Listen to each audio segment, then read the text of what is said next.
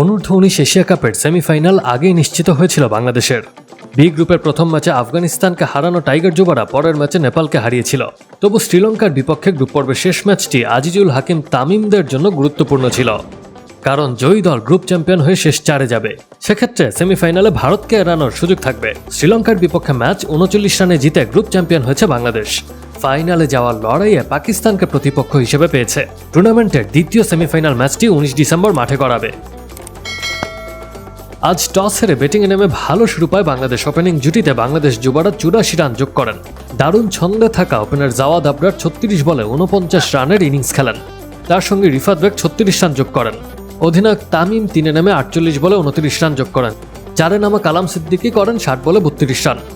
বাংলাদেশের যুবারা 30তম ওভারে 163 রানে 4 উইকেট হারায়। সেখান থেকে 178 রানে 7 উইকেট হারিয়ে বিপর্যয়ে পড়ে।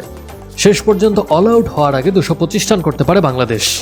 জবাব দিতে নেমে ইকবাল হোসেন ইমন ও সামিউন বাশিরের বোলিং তোপে শুরুতেই ব্যাটিং বিপর্যয়ে পড়ে শ্রীলঙ্কার যুবা ক্রিকেট দল।